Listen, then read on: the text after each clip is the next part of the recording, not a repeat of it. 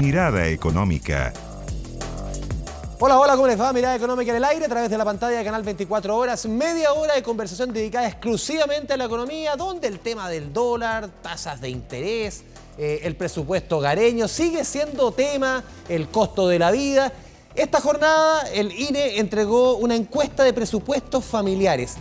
¿Cuánto gastamos al mes cada hogar en promedio en nuestro país? ¿En qué dedicamos buena parte de ese dinero? Bueno, va cambiando la composición y cómo también, a razón de la inflación, la que hemos sentido con fuerza, sobre todo durante el año 2022, se concentra el gasto en lo que más ha subido, que son los alimentos. Vamos a revisar la primera gráfica que hemos preparado, esta encuesta que entrega cada 4 años el INE. Es bien decidor de cuánto gastan y en qué gastan las familias los presupuestos en nuestro país. ¿Cuánto gastan los hogares en promedio al mes en Chile? El hogar, no cada persona, el hogar en sí, 1,4 millones de pesos promedio al mes, de acuerdo a esta encuesta entregada por el Instituto Nacional de Estadísticas. Y vamos con la segunda parte de la gráfica. Fueron consultados 15.134 hogares, 79 comunas, 16 regiones del país. Vamos con la siguiente gráfica, donde se concentra el gasto de los hogares en promedio. Obviamente es alimento, pero un porcentaje que ha subido durante los últimos años. El mayor gasto es en alimentos, 21,2% del total de ese presupuesto de 1,4 millones, es decir, 307.000 pesos solamente en alimentación. Vamos con el siguiente número. Hace un año era 19,2%. Aquí vemos cómo va creciendo, cómo los alimentos se van haciendo más caros, ocupan una mayor proporción de los ingresos y muchas personas tienen que, obviamente, destinar sus ingresos buena parte a alimentos y dejar otros gastos. ¿Y cuál es el alimento, el rey del hogar en nuestro país? No hay que profundizar mucho. Es el pan, 15,7 kilos promedio al mes por hogar en Chile. Somos el segundo país más consumidor con mayor consumo de pan en el mundo. 28.000 pesos dedicamos al mes en consumo de pan. Y vamos con la última gráfica que hemos preparado para este tema. ¿Cuáles son los otros gastos que ocupan buena parte del presupuesto? Vivienda, agua, electricidad y combustible. Combustible no son las bencinas del auto, sino que, por ejemplo, la parafina, gas licuado, gas natural. 16% del presupuesto. También en transporte, ahí sí corre la benzina, por ejemplo, también lo que se ocupa en metro, se ocupa en transporte en la micro, 15% del presupuesto familiar y también un último ítem, casi el 8% en salud. Un gasto importante tiene que ver, lo decíamos, con gastos de limpieza, con gastos de higiene, con el costo del champú, de los jabones, muchos temas que tienen que ver con la higiene personal, que han subido casi un 10% durante el último año, aunque el consumo no ha caído, pero sí los precios preocupan. Veamos la nota de Felipe Gallegos. Sí, está mucho más caro. La pasta dental igual ha subido. Todo el jabón, todo en útil de aseo. Sí, todo ha subido, muchísimo. ¿Lo ha notado? Notoriamente. De seguro usted también lo ha notado, es que de la mano con el aumento general de la inflación, los productos de higiene personal también han subido con fuerza sus valores. En los últimos 12 meses, estos artículos han elevado sus precios en un 10,4% según las cifras del IPC que publica el Instituto Nacional de Estadísticas. Estoy barajando algunos precios porque algunas partes están más baratos, pero sí subió un montón. ¿Usted busca alternativas por eso? Alternativas, justamente. Y eso es lo que llevo ahora también aquí en mi bolsita. Todo lo que sea artículos de aseo personal y también para aseo de casa. Es mucho más barato aquí. María es jubilada y por ende debe hacer rendir su presupuesto. Constantemente busca alternativas. Es que productos básicos como el papel higiénico, artículos de higiene bucal, cremas para la piel, el jabón, las toallas femeninas, el champú, las máquinas de afeitar y los desodorantes anotan importantes alzas en sus precios durante los últimos 12 meses. Y una de las alternativas que busca María se encuentra en el tradicional barrio San Pablo, donde han proliferado una serie de distribuidoras de artículos de aseo e higiene que prometen precios muy convenientes. Jabón líquido, tengo al mayor el litro, 1.200, por mayor 9.90, por mayor de 3. Las mangas de confort ahorita tengo una en oferta en 8.990. ¿Y cuánto viene? Te vienen 48 rollos. El champú, igual, 2.550 el Pantene, de 400 ml, que en el supermercado tú lo vas a encontrar a 3.100. Aquí está súper económico. El jabón líquido, sí, el más económico es el Valerina, de 900 ml, 1100, que en los supermercados está 1500, 1700. Muchos, por ejemplo, compran grandes cantidades de confort. Es que al llevar 3 unidades de cualquier producto ya puedes acceder a precios mayoristas. Otra distribuidora es Musculín, ubicada en calle Sotomayor en Santiago, donde incluso personas de diversas regiones llegan a comprar para abastecer sus casas o sus negocios. Tenemos jabones alternativos también, pues tenemos de 5 litros, de litro, de 800 gramos, de 500 ml y todo a precio de oferta.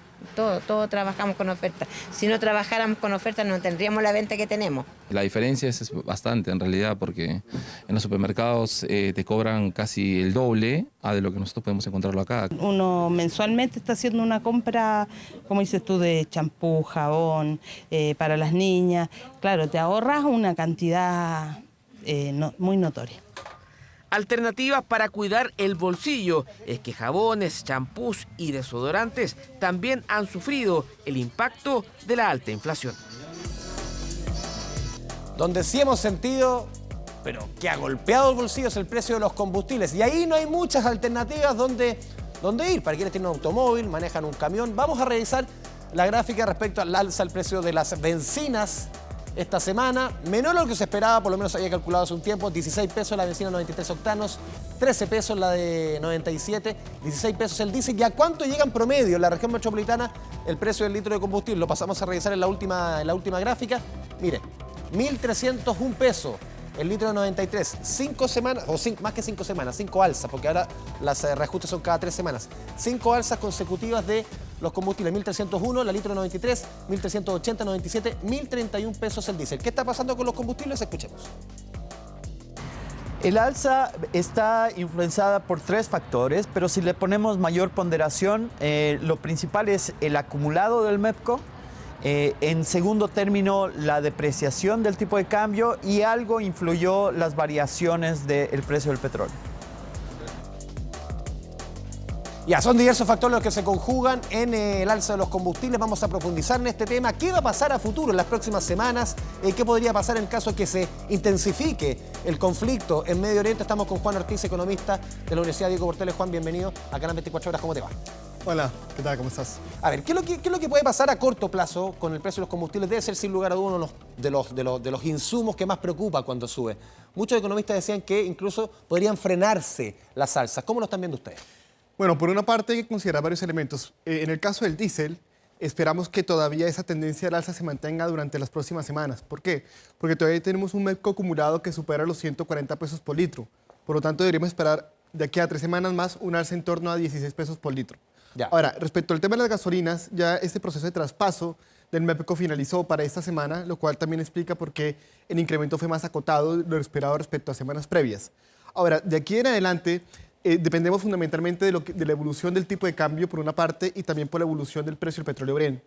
Ahora, en ese sentido, lo que hemos visto en cuanto al tipo de cambio es que el tipo de cambio ha tendido a apreciarse en el margen, en cierto modo, y también vemos, según la encuesta de expectativas del Banco Central publicada en el mes de octubre, que de aquí a 2 meses más se espera un tipo de cambio más apreciado, más en torno a 900 pesos por dólar. Mientras que en el caso del precio del petróleo Brent es mucho más volátil. ¿Por qué? Porque si bien después de la invasión, digamos, de la ataque de Hamas a Israel, que generó un cierto modo ruido en el mercado, hoy vemos que el precio se ubica en torno a 88, 89 dólares el barril. Es decir, se redujo respecto al nivel de la semana previa, que llegó a niveles de 92 dólares el barril el precio del petróleo Brent. Por ende, hoy están jugando más factores de demanda, es decir, una demanda o expectativas de demanda mucho más acotadas, producto de un menor crecimiento económico, principalmente en la zona euro. Ahora, hay que considerar un elemento importante, que hay riesgos geopolíticos importantes, toda vez que en el Medio Oriente Israel no ha hecho una invasión a gran escala a lo que es la Franja de Gaza. En el caso que eso se profundice, podríamos llegar a otro nivel. De eso vamos a hablar después, Juan, pero a ver, para explicarle a quienes nos ven a través de la pantalla de Canal 24 Horas. Si no existiese el famoso mecanismo de estabilización de precios de los combustibles al día de hoy, claro, tú dices, esa estabilización, por lo menos hasta ahora, no va a seguir subiendo justamente por el efecto del MEPCO. Si no fuera por el MEPCO, ¿cuánto más arriba estaría el litro de combustible? Si no subiera el MEPCO, hoy el precio de las gasolinas no cambiaría. Ya. Sería exactamente el mismo que tenemos el día de hoy. En el caso del diésel, si no tuviésemos el MEPCO, estaríamos pensando que el precio al consumidor final sería en torno a unos 140, 150 pesos más alto de lo que tenemos el día de hoy. O sea, hoy día está subsidiando principalmente al diésel. Exactamente. Y hoy no hay subsidios para las gasolinas. Ya, por eso, entendamos por qué ha ocurrido en otras veces, en otras semanas, que muchos economistas, como tú, han dicho, a ver, en semanas, no sé, hace 3, 4 subidas atrás, ahora cada 3 semanas, decían, no, si no fuera por el MEPCO, estaríamos 100 pesos, 150 más arriba. ¿Cómo funciona el MEPCO? Para entender que hay veces que te ayuda y hay veces que no te ayuda. O sea, al final lo que hace es estabilizar y tratar de mantener el precio más o menos parejo. Es que, en el fondo, el MEPCO realmente no busca estabilizar el precio. El MEPCO lo que es un mecanismo que permite es un suavizamiento de la variación del precio. Es decir, el MEPCO no es un sistema de fijación de precios. Entonces, ¿qué permite? Y no es solamente de subsidio, en el fondo. Exactamente, es un sistema asimétrico porque opera tanto como subsidios como impuesto. Entonces, ¿qué pasa? Cuando el precio, digamos, por fundamentales y dado el IVA y dado digamos, el impuesto específico, tiene un cierto valor. Lo que se busca es que las variaciones, ahora, cada 3 semanas sean relativamente acotadas. ¿Qué quiere decir esto? Que, por ejemplo, en el caso de que el precio tuviese una tendencia muy al alza, el precio no se disparase, sino simplemente fuese aumentando como una forma de escalera, por ejemplo, de lo que pasó las últimas 4 semanas, que estuvo aumentando en torno a 30 pesos por litro. Entonces, ¿qué pasó? El MEPCO permitió, a través de un subsidio, que el precio fuese aumentando, pero paulatinamente. Si no, el alza sería mucho más violenta. Hubiese sido mucho más alta el alza que hubiéramos tenido hace un mes atrás y en las últimas semanas. ¿Qué pasa cuando el precio empieza a bajar fuertemente?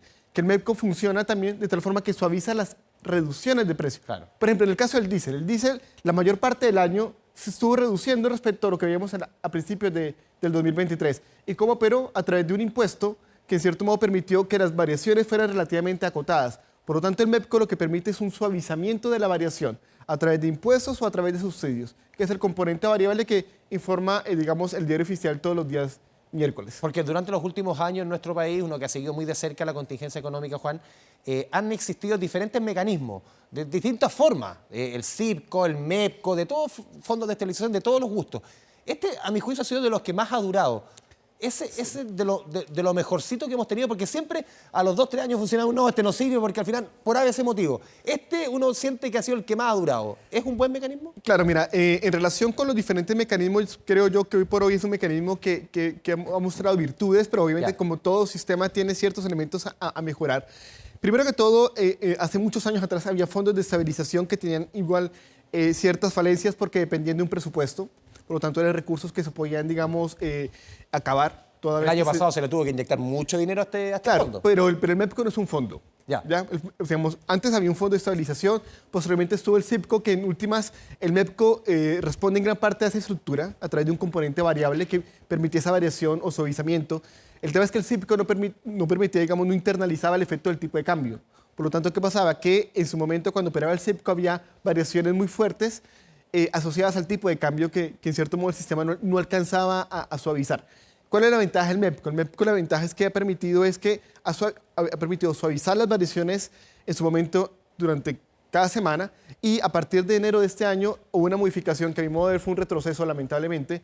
¿Por qué? Porque ahora las variaciones son cada 3 semanas. Entonces, ¿qué pasa? Cuando tenemos una tendencia creciente en el precio, obviamente una familia resiente mucho más un aumento de 30 pesos por litro, por ejemplo, que hemos visto semanas previas, que un aumento, por ejemplo, de 10 pesos por litro cada semana. No es lo mismo un aumento de 0 a 30 que de 10, 10, 10. ¿Por qué? Porque en cierto modo gatilla una mayor volatilidad. Ahora, más allá de ese aspecto puntual, obviamente el MEPCO ha cumplido su función. Ahora, en todo caso el MEPCO tiene debilidades.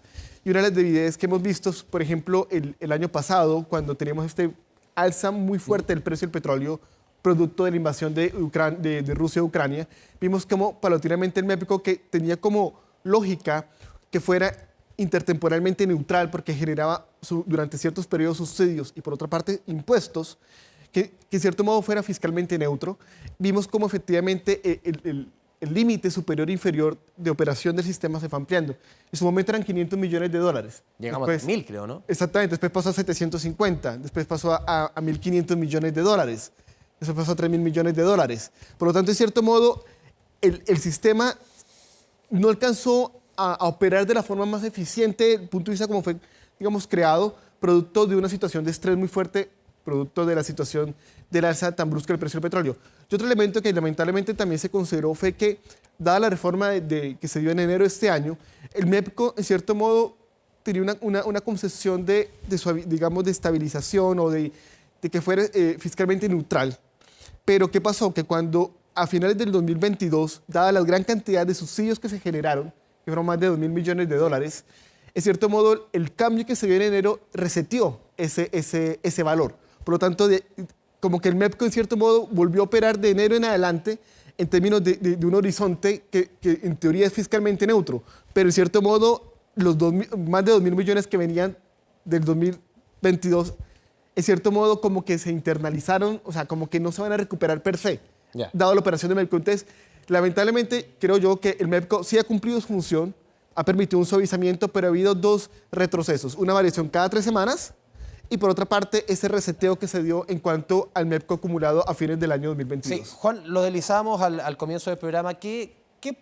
Ojalá no suceda, que se profundice la situación en Medio Oriente, que entren otros actores, que esto se expanda a países productores, lo que sucede, por ejemplo, con el estrecho de Hormuz, donde circula casi 1/3 del petróleo que se consume en el mundo.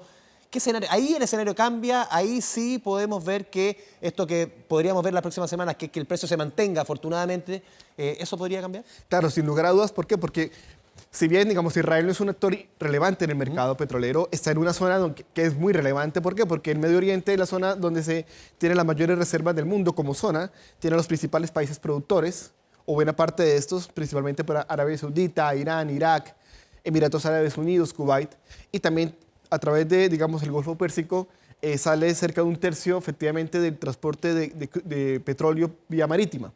Por ende, ¿qué pasa? Que si se ahonda el conflicto, digamos, si Israel hace una invasión terrestre a la Franja de Gaza, ya aquí tenemos una incertidumbre importante relacionada con Irán. ¿Por qué? Porque Irán ha apoyado militarmente a este grupo Hamas, Hamas que tiene, digamos, una visión a nivel de la religión musulmana.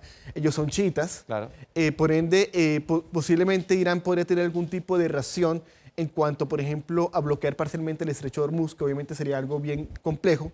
Y también, obviamente, Irán, si bien produce cerca del 3% del petróleo que se consume diariamente, es decir, cerca de 3 millones de barriles del precio del petróleo, podría tener impactos, digamos, a nivel regional. Logístico, más que de producción. Exactamente, exactamente.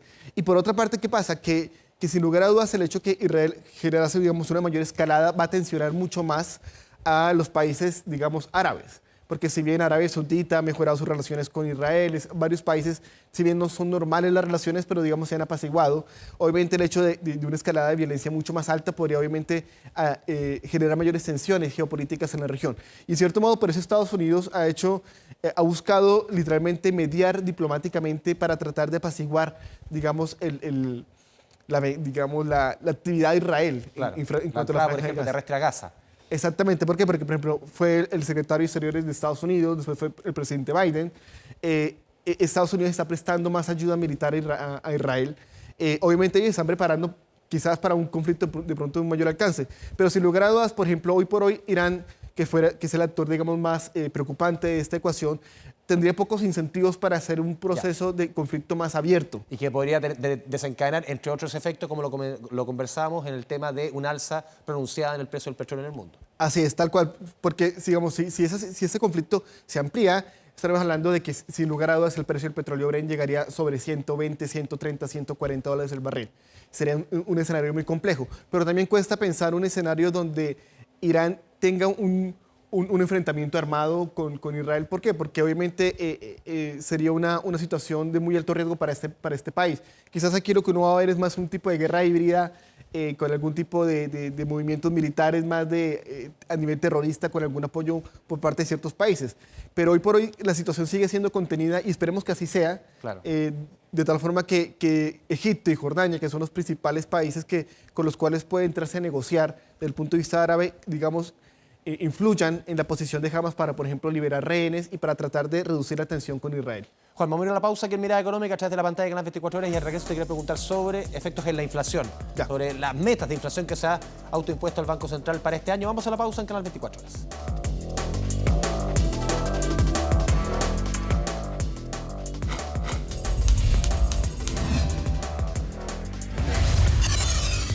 Mirada. Volvemos a Mirada Económica, estamos conversando con el economista de la Universidad Diego Portales, Juan Ortiz. Juan, nos quedan 3-4 minutos, profundicemos en, te lo decía antes de ir a la pausa, te dejaba la pregunta hecha, efectos en la inflación, más allá del petróleo, el precio del dólar que hemos visto durante el último tiempo, claro, esta semana se mantuvo más bien estabilizado entre los 9.30, 9.20, por ahí. ¿Tú ves una presión inflacionaria que demande un cambio o que se vea en peligro este rango meta del Banco Central de poquito superior al 4% en la inflación de este año? O sea, en relación con el impacto del tipo de cambio, uno podría pensar que tiene que haber algún efecto, digamos, marginal en el corto plazo, ¿ya? Fundamentalmente por el coeficiente de traspaso que tenemos con respecto a los bienes transables. Por lo tanto, hoy tenemos presiones vía parte por alimentos, una parte también por precios de bienes energéticos, donde el tipo de cambio termina incidiendo parcialmente al alza. Y si bien hoy tenemos una inflación interanual en torno a 5,1% y el banco estima un valor que a diciembre sale un poco sobre 4%, claro, quizás esto al final del día te puede generar son algunos puntos porcentuales. Pero nada que sea un cambio de tendencia. O sea, no te va a cambiar, la tendencia no va a cambiar. Claro. Aquí obviamente te puede generar algunos puntos al alza en el margen de aquí a fin de año, sin lugar a dudas, porque en cierto modo el coeficiente de traspaso es aproximadamente un 0,12% por cada, digamos, incremento de un punto en cuanto a una mayor depreciación del tipo de cambio. Es decir, el coeficiente de traspaso es relativamente acotado y más un escenario de tenemos una inflación que está con una tendencia a la baja. Pero sí como señal, Juan, y lo han dicho muchos economistas, el Banco Central debe terminar con esta política de compra mensual de dólares. Es que... ¿Compra diaria? Claro, es que aquí depende un poco la visión, porque hay que ver varios elementos. La pregunta es, ¿realmente está incidiendo fuertemente esta depreciación del tipo de cambio en la intervención del Banco Central? O como señal, por lo menos. Más que la incidencia, claro, que puede tener, porque claro, no sé, 40, 50 millones tiene muy poca incidencia, o sea, pero claro, como señal. Claro, es que aquí el tema es que la señal, a mi modo de ver, va más asociada a un elemento clave, que tenemos que ver es para qué el Banco Central está haciendo este proceso de compra de dólares en el mercado, es fundamentalmente porque hoy todavía el coeficiente de reservas con respecto al Producto Interno Bruto es relativamente bajo respecto a su promedio histórico. Es decir, aquí tenemos que ver también que el banco tiene una visión en términos de garantizar un sistema de pagos digamos, óptimo en la economía y mantener un nivel adecuado de reservas internacionales es un elemento importante. O sea, tu juicio no es necesario que se termine con esa política de compra. Hoy por hoy, la verdad, no veo necesario que se termine con esa política, fundamentalmente porque aquí el objetivo del banco es incrementar sus reservas, toda vez que ya tiempo atrás hubo un proceso de intervención importante que llevó a que las reservas internacionales bajasen en forma significativa. Y también el impacto que tiene en cuanto al mercado, el tipo de cambio, esa intervención es relativamente baja. ¿Por qué? Porque hoy por hoy los factores que están incidiendo al alza del tipo de cambio son fundamentalmente de carácter externo. Ahora, el banco obviamente podría dar algún anuncio de pronto de relajar un poco el proceso de compra, pero no tendría mayor incidencia. Claramente, eso no debería tener una mayor incidencia porque obviamente hoy los factores son más de índole externo que están afectando el tipo de cambio. Y por otra parte, como te comentaba anteriormente, hoy la tendencia en cuanto a la inflación y su, digamos, desaceleración se va a mantener a pesar de que tengamos un tipo de cambio hoy que sea relativamente depreciado respecto a sus fundamentales. Juan Ortiz, te agradecemos este espacio con Canal 24 Horas, este diálogo para explicar temas que se ven lejanos pero afectan el día a día, el precio del petróleo, el dólar. Muchas gracias, Juan. Ok, a ustedes, muchas gracias. Entonces, ustedes, muchas gracias por la sintonía aquí en Mirada Económica. Nos vemos en una próxima oportunidad en este programa dedicado exclusivamente a la economía. Que le vaya bien. Chao, chao.